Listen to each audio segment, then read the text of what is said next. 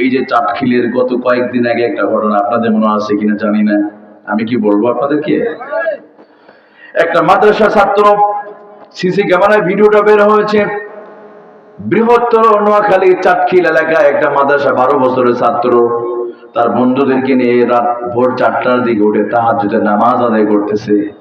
এই তাহাজ্জুদের নামাজ পড়তে গিয়ে ছোট্ট মানুষ নামাজের ভিতরে সেজদায় পড়ে গেছে। এমন সময় মৃত্যুর কোলে সেই বাচ্চাটা ঢলে পড়ে গেছে। সুবহানাল্লাহ।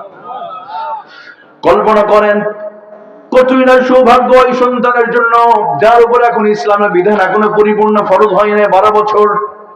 ওই সন্তানের মা বাবা কতটা সৌভাগ্য, যার সন্তান তাহাজ্জুদের নামাজের সেই নামাজের মুসল্লায় মৃত্যু হয়েছে। এটা তো সাধারণ মৃত্যু নয়, তাহাজ্জুদের নামাজের মুসল্লায়। সুবহানাল্লাহ। অথচ দেখেন মানুষ মাদ্রাসা নিয়ে কত বাজে কথা বলে। আমি বলি, ও যুবক ভাইয়েরা খেয়াল করো, 12 বছরের একটা ছেলে যখন আধুনিক ছেলে মেয়েরা মোবাইল ফোনটা নিয়ে বিভিন্ন অশ্লীল নাটক সিনেমা দেখানে যখন রাতের বেলায় ব্যস্ত হয়ে থাকে, তখন এতটুকু বাচ্চা সেই আল্লাহ তাআলাকে খুশি করার জন্য যাই নামাজে পড়ে গিয়ে সে নামাজের পড়ার সময় তার মৃত্যু হয়ে গেল।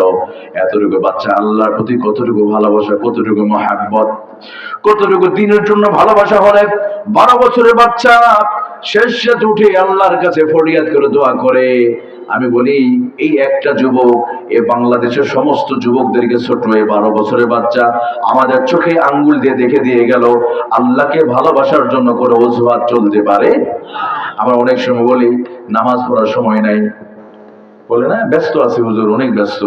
তাহলে এই যে ভোর 4টার দিকে শীতের সময় উঠে যদি সে তাহাজ্জুদ পড়তে পারে, 12 বছরের একটা ছেলে, আমরা কি পড়তে পারি না নামাজ? ভাই কি হলো আমাদের যে 5 ওয়াক্ত নামাজ আমরা আজকে পড়তে পারি না? নাই মসজিদে, নাই মুসল্লি, নাই, ভূমিকম্প হচ্ছে, গজব আসতেছে, এরপর আমরা আছি। ভয়ঙ্কর বিপদ, আরো বিপদ আসবে। যত